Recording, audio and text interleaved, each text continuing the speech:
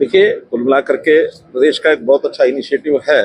यहाँ के सरकार, यहाँ के मुख्यमंत्री, मैं उनको बधाई देता हूँ कि इस प्रकार का उन्होंने इन्वेस्टर समिट जो अपॉर्चुनिटीज़ हैं मध्य प्रदेश की, उसको लेकर के किया है। और अभी तक तो मेरी जानकारी है कि 22.5 लाख करोड़ रुपए के MOUs हुए हैं।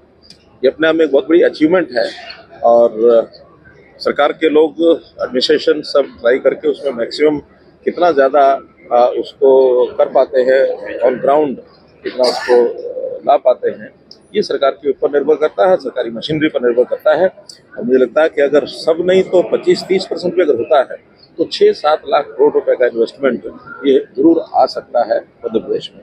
क्योंकि पिछले रिजल्ट सब प्रदेशों के ये है कि कहीं 15%, 20%, 30% उत्साह में आकर लोग कर जाते हैं, लेकिन इतना ही उसका जो रिजल्ट निकलता है। लेकिन यहाँ के जो लोग हैं, मुझे उत्साह से जो लवारे भरे हुए देखे, उसमें खास करके चीफ सेक्रेटरी जो हमारे हैं, उन्होंने कहा कि हम 25% से ऊपर इसको लेकर के जाएंगे। और जहाँ तक सभी किस क्षेत्र में, सेक्टर में उनका रुचि ज़्यादा है, कल पावर डिपार्टमेंट के जो MOUs हुए हैं उसमें से 2.5 लाख करोड़ रुपए के MOUs हुए हैं। अभी बाकी विभागों की मुझे जानकारी नहीं है, लेकिन निश्चित रूप से आपको ये जानकारी सरकार के बाकी शासन के लोगों से मिलता है।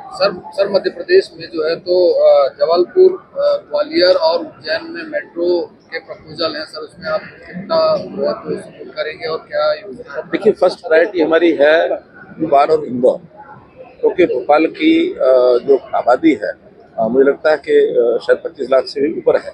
जी बिल्कुल। और इंदौर की भी लगभग ऊपर है। अभी तक अनुभव ये है कि जहाँ की आबादी 25 लाख से 35-40 लाख हो जाती है, वहीं फिजिबिलिटी मेट्रो की ज़्यादा होती है। डिमांड हम सबकी ले रहे हैं, लेकिन उसमें लो कॉस्ट कोई ऐसा मोबिलिटी का जो साधन है, अर्बन मोबिलिटी का, क्या हो सकता है? क्योंकि इसकी फिजिबिलिटी, वायबिलिटी बहुत ज़रूरी है। अगर वायबिलिटी नहीं निकलती है तो प्रदेश सरकार को प्रपोजल बहुत पड़ता है। इन दोनों शहरों में जो और एक्सपेंशन के विषय सबसे पहले प्रायोरिटी हमारी वो है, भोपाल एंड इंदौर।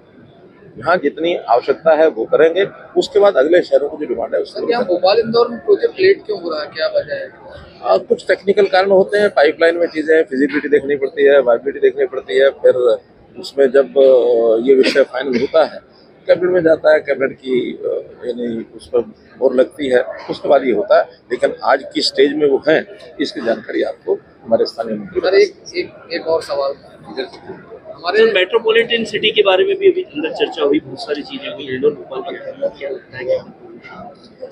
देखिए, क्योंकि अर्बन आबादी बढ़ने वाली है, जैसा मैंने बताया कि बाई 2047 देश भर में 50% आबादी शहरी आबादी हो जाएगी।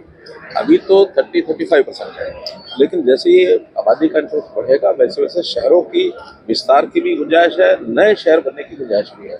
उसमें एक ही जगह पर दबाव ज़्यादा न पड़े, तो उसके अंदर मोबिलिटी का, खास करके RRTS, rapid rail transport service, ये बनेगा तो उसमें 10-10, 15-15 किलोमीटर के ऊपर नोडल शहर ऐसे अगर बनते हैं तो उसका लाभ ज़्यादा होगा, ताकि मेन शहर के ऊपर भी वजन ना पड़े और वहाँ से लोग मेन शहर में आ भी सके। तो RRTS is the best way out कि उसकी विस्तार से और शहरों की आबादी को हम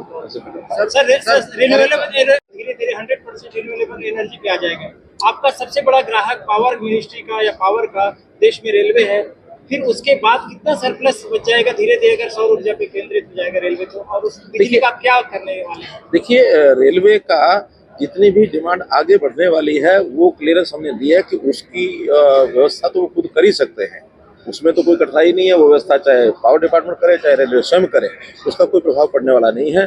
प्रदेशों से उसी प्रदेश की बिजली को हम उनको ट्रांसफर करेंगे नई व्यवस्था करने के लिए, जहां प्रदेश उसमें सहमति देंगे। क्योंकि हम नहीं चाहते कि वहां से प्रदेश की बिजली को कम लेकर के प्रदेश घाटे में जाए और वो अपना नई व्यवस्था करें। प्रदेशों की सहमति से ही एक एक प्रदेश से हटेंगे, नई व्यवस्था पर वो आएंगे। ऐसा रेलवे डिपार्टमेंट से हमारी सहमति होगी। सर हमारे यहाँ मध्य प्रदेश में 29 सीटें हैं सर,